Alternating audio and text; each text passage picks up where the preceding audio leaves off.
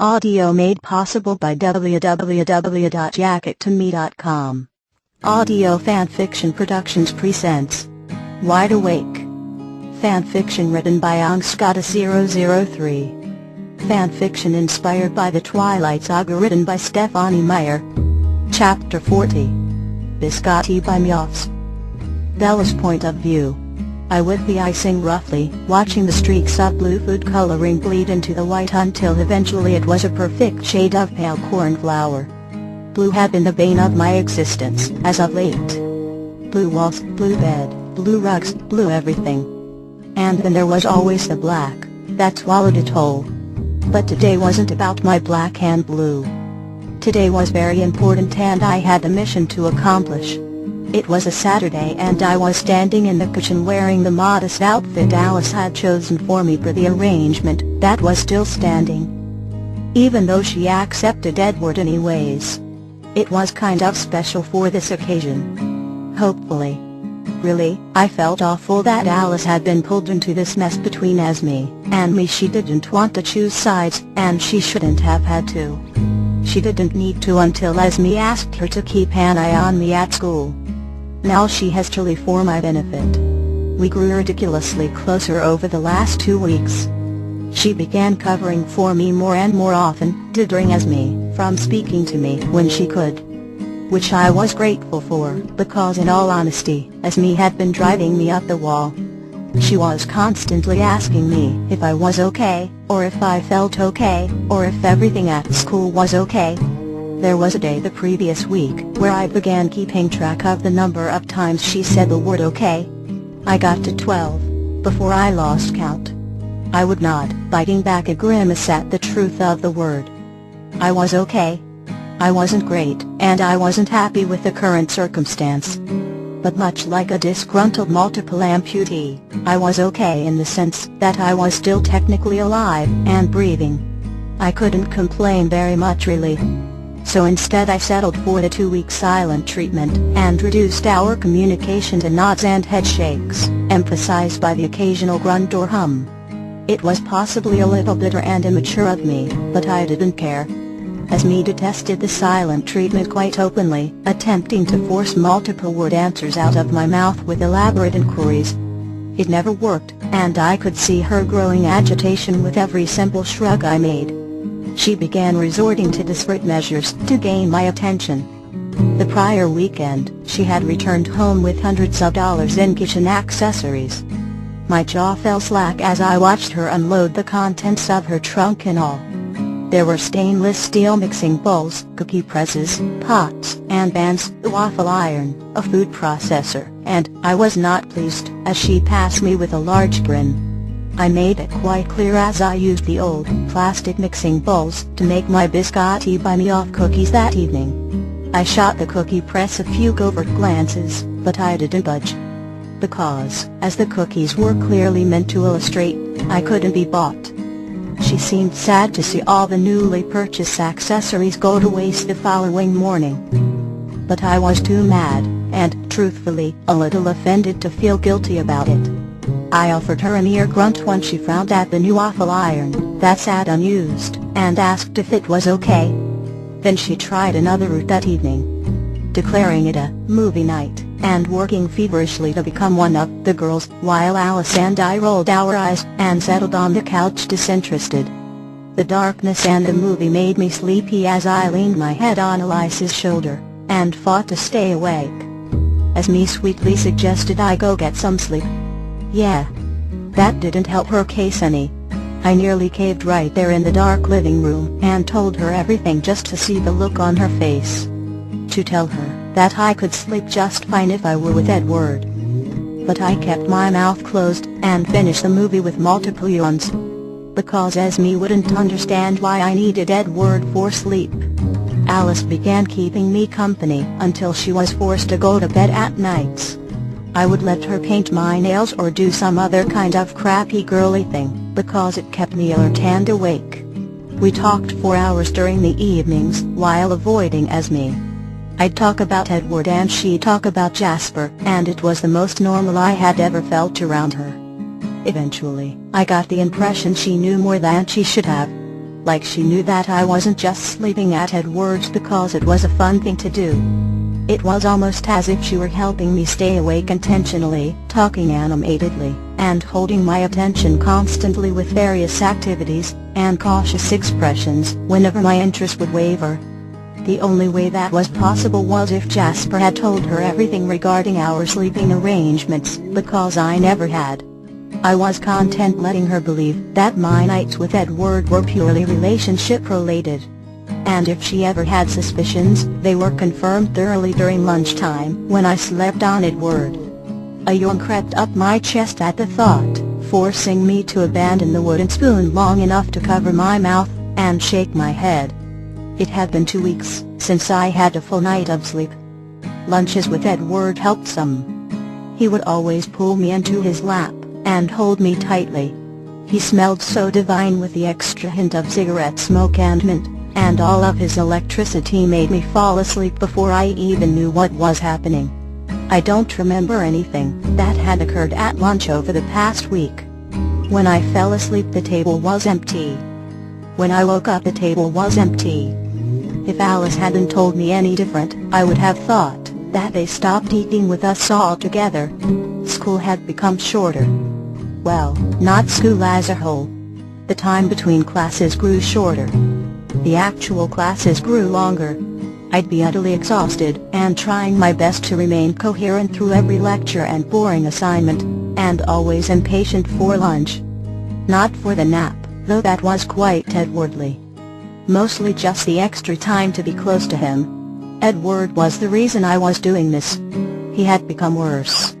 He was smoking more often. I could tell when I smelled him. It didn't bother me, but I used it as an indicator of his nights, knowing he used it as a vice when he felt particularly stressed out or troubled.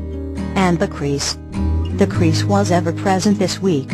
It never went away, and I couldn't lay him down and work the memories out of him to clear his mind. So it stayed, creating a slight groove between his eyes that even my fingers couldn't remove. And his eyelids grew heavier and darker every morning I would spot him across the yards. The so-called uppers he took weren't doing him nearly as well as I would have expected. I could see him growing more and more agitated at little things as the sleep deprivation drained his patience.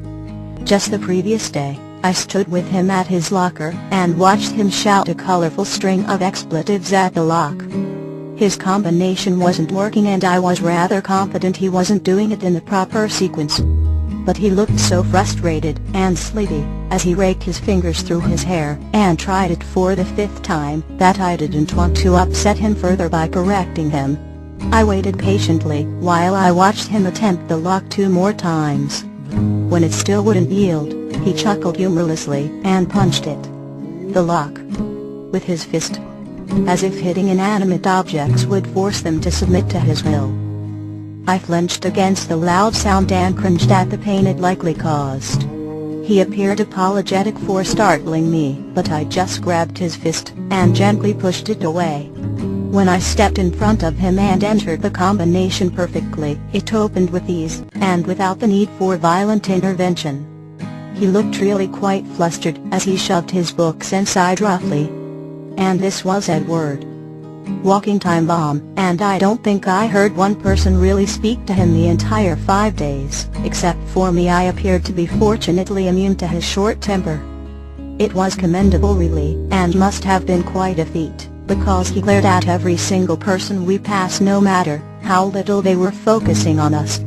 But it still drove me insane. Seeing the look in his eyes and the crease in his forehead, and not having the ability to ease him like I usually would. I'd always try, of course. With a gentle caress or a kiss on the cheek.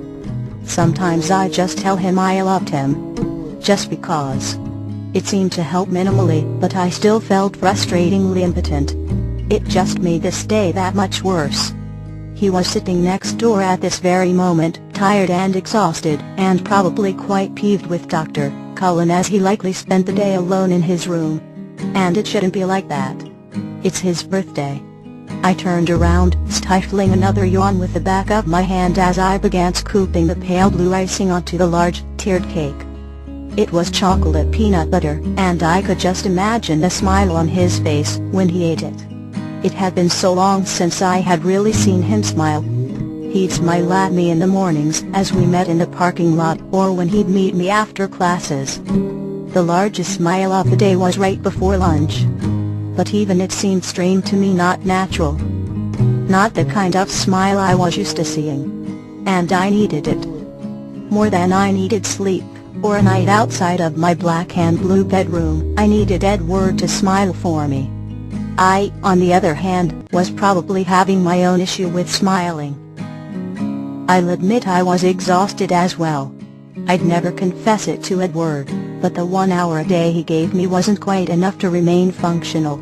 I never slept during the night of all times, and had spent most of my week in a stupor. I had allowed myself some much-needed sleep earlier this morning. Just as the sun was positioned to shine into my window.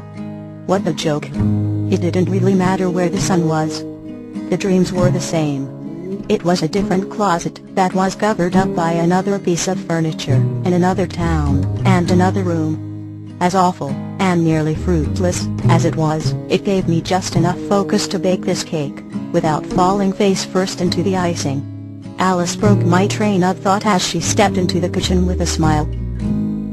She hummed, skipping to a stool, and eyeing the cake I was icing methodically with a hungry stare. I shook my head. Not for you. I slapped away her hand as she dipped a finger in the icing, and pouted at me. She still managed to get some on her finger, and she popped it in her mouth reverently. "Edward is so spoiled," she whined with a glance at the containers of his favorite pasta. I simply shrugged with a tiny smirk. "Let's hope this," she waved a little hand at the cake and container of food, "is never going to work." She arched an eyebrow while propping her elbow on the counter, and resting her chin in her palm. I frowned, and kept icing meticulously. "It might." I shrugged while trying to remain optimistic. I'm hoping to appeal to her compassionate nature. I nodded decisively, stepping away from the cake, and giving it a once-over for flaws. Alice snorted. "Compassion."